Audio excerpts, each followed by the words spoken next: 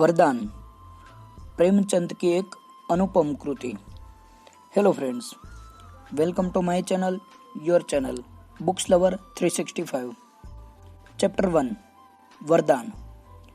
विंध्याचल पर्वत मध्य रात्रि के निविड़ अंधकार में काले देव की भांति खड़ा था।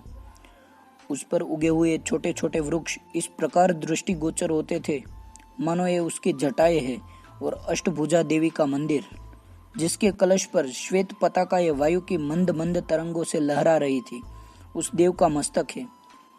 मंदिर में एक झिलमिलाता हुआ दीपक था जिसे देखकर किसी धुंधले तारे का भान हो जाता था। अर्धरात्रि व्यतीत हो चुकी थी। चारों ओर भयावह सन्नाटा छाया हुआ था। गंगा जी की काली तरंगे पर्वत के नीचे सुखद प्रवाह से बह रही थी। उनके बहाव से एक मनोरंजक राग की ध्वनि निकल रही थी। ठोर ठोर नावों पर और किनारों के आसपास मल्लाहों के चूल्हों की आंच दिखाई देती थी। ऐसे समय में एक श्वेत वस्त्र धारिणी स्त्री अष्टभुजा देवी के सन्मुख हाथ बांधे बैठी हुई थी। उसका प्रौढ़ मुखमंडल पीला था और भावों से कुलीनता प्रकट होती थी। उसने देर तक सिर झुकाए रहने के पश्चात कहा, माता, आज 20 वर्ष में कोई मंगलवार ऐसा नहीं गया जबकि मैंने तुम्हारे चरणों पर सिर न झुकाया हो। एक दिन भी ऐसा नहीं गया जबकि मैंने तुम्हारे चरणों का ध्यान न किया हो। तुम जगत तारिणी महारानी हो। तुम्हारी इतनी सेवा करने पर भी मेरे मन की अभिलाषा पूरी न हुई। मैं तुम्हें छोड़कर कहाँ जाऊं? माता, मैंने सैकड़ों व्रत रखे, देवताओं की उपासनाएं की, तीर्थ यात्राएं की, परंतु मनोरथ पूरा न हुआ। तब तुम्हारे शरण आई। अब तुम्हें छोड़कर कहाँ जाऊं? तुमने सदा अपने भक्तों की इच्छाएं पूरी की हैं। क्या मैं तुम्हारे दरबार से निराश होकर जाऊं? सुवामा इसी प्रकार देर तक विनती करती रही। अकस्मात उसके चित्त पर अचेतन करने वाले अनुराग का आक्रमण हुआ। उसकी आंखें बंद हो गई और कान से ध्वनि आई, सुवामा, मैं तुमसे बहुत प्रसन्न हूँ, मांग। क्या मांगती है? सुवामा रोमांचित हो गई। उसका हृदय धड़कने लगा। आज 20 वर्ष के पश्चात महारानी ने उसे दर्शन दिए। वह कांपती हुई बोली, जो मांगूगी वह महारानी देंगी क्या? हाँ, अवश्य मिलेगा। क्या लेंगी? कुबेर का धन? नहीं। इंद्र का बल? नहीं।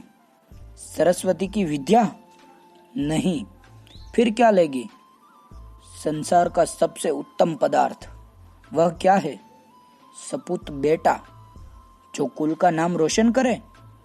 नहीं। जो माता पिता की सेवा करे? नहीं। जो विद्वान और बलवान हो? वो भी नहीं। फिर सपूत बेटा किसे कहते हैं? जो अपने देश का उपकार करे। तेरी बुद्धि धन्य है, जा, तेरी इच्छा पूरी होगी। चैप्टर 2 वैराग्य। मुंशी शालिग्राम बनारस के पुराने रईस थे। जीवन वृत्ति वकालत की थी और पैतृक संपत्ति भी अधिक थी। दशाश्वमेघ घाट पर उनका वैभवशाली गृह आकाश को स्पर्श करता था। उदार ऐसे कि 25-30 हजार की आय भी व्यय को पूरी न होती थी। साधु ब्राह्मणों के बड़े श्रद्धावान थे। वे जो कुछ भी कमाते थे वह स्वयं ब्रह्म भोज और साधुओं के भंडार एवं सत्कार्य में व्यय हो जाता। नगर में कोई साधु महात्मा आ जाए, वह मुंशी जी का अतिथि। संस्कृत के ऐसे विद्वान कि बड़े बड़े पंडित उनका लोहा मानते थे। वेदांती सिद्धांतों के वे अनुयायी थे। उनके चित्त की प्रवृत्ति वैराग्य की ओर थी। मुंशी जी को स्वभावत बच्चों से बहुत प्रेम था। मोहल्ले भर के बच्चे उनके प्रेम वारी से अभिचिंतित होते रहते थे। जब वे घर से निकलते थे तब बालकों का एक दल उनके साथ होता था। एक दिन कोई पाषाण हृदया माता अपने बच्चे को मार रही थी। लड़का बिलख बिलख कर रो रहा था। मुंशी जी से न रहा गया। दौड़े, बच्चे को गोद में उठा लिया और स्त्री के सन्मुख अपना सिर झुका दिया। स्त्री ने उस दिन से अपने लड़के को न मारने की शपथ खा ली। जो मनुष्य दूसरों के बालकों को ऐसा स्नेही हो, वह अपने बालक को कितना प्यार करेगा, वो अनुमान से बाहर है। जब से पुत्र पैदा हुआ मुंशी जी संसार के सब कार्यों से अलग हो गए। कहीं वे लड़के को हिंडोले में झुला रहे थे और प्रसन्न हो रहे थे, कहीं वे उसे एक सुंदर शेर गाड़ी में बैठाकर स्वयं खींच रहे थे। एक क्षण के लिए भी उसे अपने पास से दूर नहीं करते थे। वे बच्चे के स्नेह में अपने को भूल गए थे। सुवामा ने लड़के का नाम प्रताप चंद्र रखा था। जैसा नाम था वैसे ही उसमें गुण भी थे। वह अत्यंत प्रभावशाली और रूपवान था। जब वह बातें करता, सुनने वाले मुग्ध हो जाते। भव्य ललाट दमदम करता था। अंग ऐसे पुष्ट कि द्विगुण दिल वाले लड़कों को भी वह कुछ न समझता था। इस अल्प आयु ही में उनका मुखमंडल ऐसा दिव्य और ज्ञानमय था कि यदि वह अचानक किसी अपरिचित मनुष्य के सामने जाकर खड़ा हो जाए तो वह विस्मय से ताकने लगता था। इस प्रकार हंसते खेलते 6 वर्ष व्यतीत हो गए। आनंद के दिन पवन की भांति सन्न से निकल जाते थे और पता भी नहीं चलता। वे दुर्भाग्य के दिन और विपत्ति की रातें हैं जो काटे नहीं कटती। प्रताप को पैदा हुए अभी कितने दिन हुए। बधाई की मनोहारिणी ध्वनि कानों में गूंज रही थी कि 6ठी वर्षगांठ आ पहुंची। 6ठे वर्ष का अंत दुर्दिनों का श्री गणेश था। मुंशी शालिग्राम का सांसारिक संबंध केवल दिखावटी था। वह निष्काम और निस्संबंध जीवन व्यतीत करते थे। यद्यपि प्रकट वह सामान्य संसारी मनुष्यों की भांति संसार के क्लेशों से क्लेशित और सुखों से हर्षित दृष्टिगोचर होते थे, तथापि उनका मन सर्वथा उस महान और आनंदपूर्ण शांति का सुख भोगा करता था जिस पर दुख के झोंकों और सुख की थपकियों का कोई प्रभाव नहीं पड़ता है। माघ का महीना था। प्रयाग में कुंभ का मेला लगा हुआ था। रेलगाड़ियों में यात्री रुई की भांति भर भर कर प्रयाग पहुंचाए जाते थे। 80-80 बरस के वृद्ध, जिनके लिए वर्षों से उठना कठिन हो रहा था, लंगड़ाते लाठियां टेकते मंजिलें तय करके प्रयागराज को जा रहे थे। बड़े बड़े साधु महात्मा, जिनके दर्शनों की इच्छा लोगों को हिमालय की अंधेरी गुफाओं में खींच ले जाती थी, उस समय गंगा जी की पवित्र तरंगों में गले मिलने के लिए आए हुए थे। मुंशी शालिग्राम का भी मन ललचाया। सुवामा ने बोला, कल स्नान है। सुवामा, सारा मोहल्ला सुना हो गया, कोई मनुष्य नहीं दिखता। मुंशी ने कहा, तुम चलना स्वीकार नहीं करती, नहीं तो बड़ा आनंद होता। ऐसा मेला तुमने कभी न देखा होगा। सुवामा ने कहा, ऐसे मेले से मेरा जी घबराता है। मुंशी जी बोले, मेरा जी तो नहीं मानता। जब से सुना है कि स्वामी परमानंद जी आए हैं, तब से उनके दर्शन के लिए चित्त उद्विग्न हो रहा है। सुवामा पहले तो उनके जाने पर सहमत न हुई, पर जब देखा कि यह रोके न रुकेंगे, तब विवश होकर मान गई। उसी दिन मुंशी जी 11 बजे रात को प्रयागराज चले गए। चलते समय उन्होंने प्रताप के मुख का चुंबन किया और स्त्री को प्रेम से गले लगा लिया। सुवामा ने उस समय देखा कि उनके नेत्र सजल है, उनका कलेजा धक से हो गया है। जैसे चैत्र मास में काली घटाओं को देखकर कृषक का हृदय कांपने लगता है, उसी भांति मुंशी जी के नेत्रों को अश्रुपूर्ण देखकर सुवामा कंपित हुई। अश्रु की वे बूंदे वैराग्य और त्याग का अगाध समुद्र थी। देखने में वे वैसे नन्हे जल के कण थी, पर थी वे कितनी गंभीर और विस्तीर्ण। उधर मुंशी जी घर के बाहर निकले और इधर सुवामा ने एक ठंडी सांस ली। किसी ने उनके हृदय में यह कहा कि अब तुझे अपने पति के दर्शन न होंगे। 1 दिन बीता, 2 दिन बीते, चौथा दिन आया और रात हो गई। यहाँ तक कि पूरा सप्ताह बीत गया, पर मुंशी जी न आए। तब सुवामा को आकुलता होने लगी। तार दिए, आदमी दौड़ाए, पर कुछ पता न चला। दूसरा सप्ताह भी इसी प्रयत्न के में समाप्त हो गया। मुंशी जी के लौटने की जो कुछ भी आशा शेष थी, वह सब मिट्टी में मिल गई। मुंशी जी का अदृश्य होना उनके कुटुंब मात्र में शोक न था, सारे नगर के लिए एक शोकपूर्ण घटना थी। हाटों में, दुकानों में, चारों ओर यही वार्तालाप होता था। जो सुनता वही शोक करता। क्या धनी क्या निर्धन, यह शोक सबका था। उनके कारण चारों ओर उत्साह फैला रहता था। अब सर्वत्र उदासी छा गई।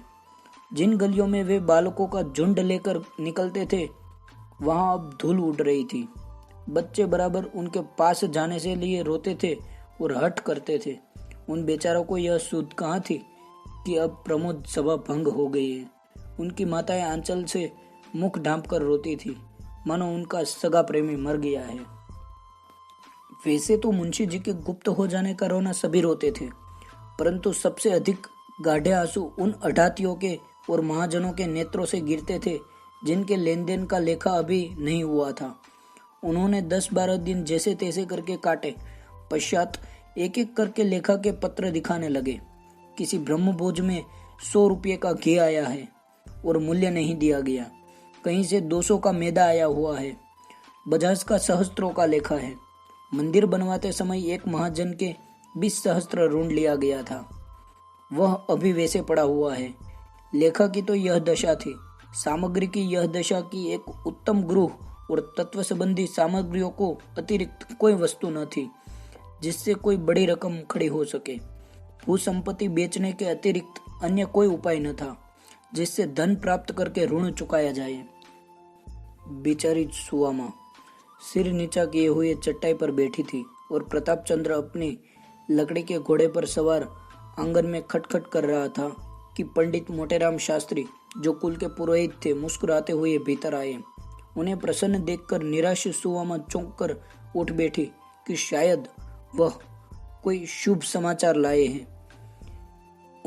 उनके लिए आसन बिछा दिया और आशा भरी दृष्टि से देखने लगी। पंडित जी आसन बैठकर बोले और सुंगनी सूंघते हुए बोले, तुमने महाजनों का लेखा देखा? सुवामा ने निराशपूर्ण शब्दों में कहा, हाँ देखा तो। मोटेराम बोले, रकम बड़ी गहरी है।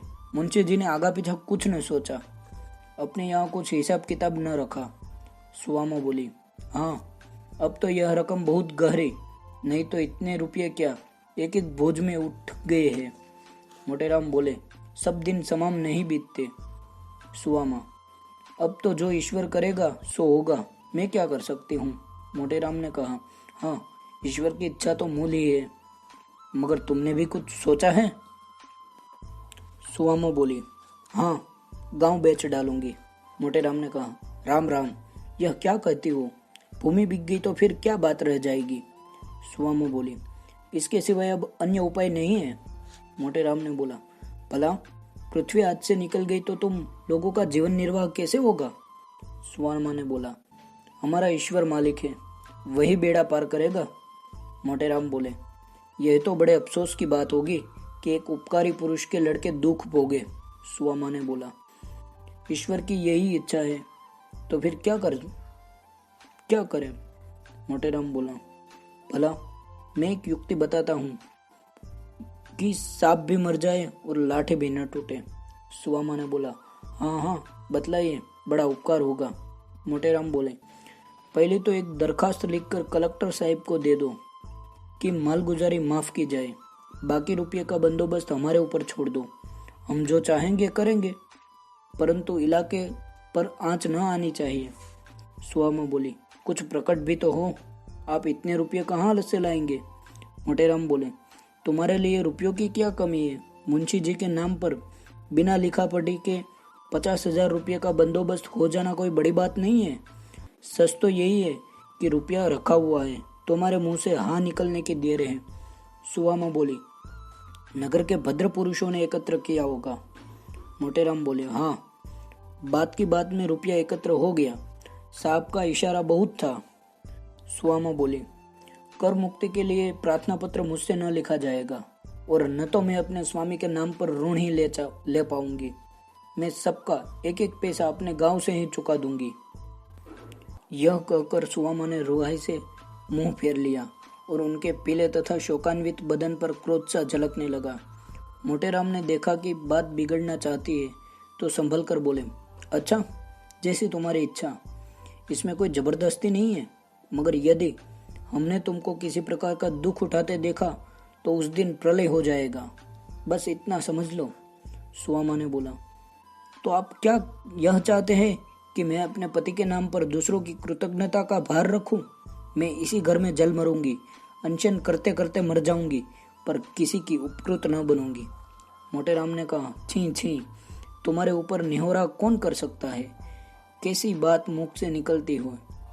ऋण लेने में कोई लाज नहीं है। कौन रईस है जिस पर 1,00,000-2 लाख का ऋण न हो? सुवामा ने बोला, मुझे विश्वास नहीं होता कि इस ऋण में निहोरा नहीं है। मोटे राम ने कहा, सुआमा, तुम्हारी बुद्धि कहाँ गई? भला सब प्रकार के दुख उठा लोगी, पर क्या तुम्हें इस बालक पर दया नहीं आती? मोटेराम की यह चोट बहुत कड़ी लगी। सुआमा सजल नहीं ना हो गई। उसने पुत्र की ओर करुणा भरी दृष्टि से देखा। इस बच्चे के लिए मैंने कौन कौन सी तपस्या नहीं की? क्या उसके भाग्य में दुख ही दबा है? जो अमोला जलवायु के प्रखर झोंकों से बचाया जाता था, जिस पर सूर्य की प्रचंड किरणें न पड़ने पाती थी, जो स्नेह सुधा से अभिसिंचित रहता था, क्या वह आज इसी जलती हुई धूप और इस आग की लपट में मुरझाएगा? सुआमा कई मिनट तक इस चिंता में बैठी रही। मोटेराम मन ही मन प्रसन्न हो रहे थे कि अब सफलीभूत हुआ। इतने में सुआमा ने सिर उठाकर कहा, जिसके पिता ने लाखों को जिलाया खिलाया वह दूसरों का आश्रित नहीं बन सकता। यदि पिता का धर्म उसका सहायक होगा तो स्वयं 10 को खिलाकर खाएगा। बेटा को बुलाते हुए कहा, बेटा तनिक यहाँ आओ, कल से तुम्हारी मिठाई दूध घी सब बंद हो जाएगा, रोओगे तो नहीं? यह कहकर उसने बेटे को प्यार से गोद में बैठा लिया और उनके गुलाबी गालों पर पसीना पोंछकर चुंबन कर लिया। प्रताप बोला, क्या कहा? कल से मिठाई बंद हो जाएगी? क्या हलवाई की दुकान पर मिठाई नहीं है? सुआमा ने कहा, मिठाई तो है, पर उसका रुपया कौन देगा? प्रताप ने बोला, हम बड़े होंगे तो उसको बहुत सारा रुपया देंगे। चल खटखट, देख माँ कैसा तेज घोड़ा है। सुआमा की आंखों में फिर से जल भर आया। हाँ हंत, इस सौंदर्य और सुकुमारकता की मूर्ति पर अभी से दरिद्रता की आपत्तियां आ जाएंगी। नहीं नहीं, मैं स्वयं सब भोग लूंगी, परंतु अपने प्राण प्यारे बच्चे के ऊपर आपत्ति की परछाई तक न आने दूंगी। माता तो यह सोच रही थी और प्रताप अपने हठी और मुंहजोर घोड़े पर चढ़ने में पूर्ण शक्ति में लीन हो रहा था। बच्चे मन के राजा होते हैं। अभिप्राय यह मोटेराम की बहुत जाल फैलाया, विविध प्रकार का वाक्य चातुर्य दिखलाया, परंतु सुआमा ने एक बार नहीं करके हाँ न की। उसकी इस आत्मरक्षा का समाचार जिसने सुना, धन्य धन्य कहा। लोगों के हृदय में उनकी प्रतिष्ठा दुनी हो गई। उसने वही किया जो ऐसे संतोषपूर्ण और उदार हृदय मनुष्य की स्त्री को करना उचित था। इसके 15वें दिन इलाका नीलाम पर चढ़ा। 50 सहस्त्र रुपये प्राप्त हुए। कुल ऋण चुका दिया गया। घर का अनावश्यक सामान बेच दिया गया। मकान में भी सुआमा ने भीतर ऊंची ऊंची दीवारें खिंचवा कर 2 अलग अलग खंड कर दिए। एक में खुद रहने लगी और दूसरा भाड़े पर उठा लिया। थैंक यू मित्रों। आपको हमारा प्रयत्न अच्छा लगे तो शेयर करिए, हमें सपोर्ट कीजिए। Thank you.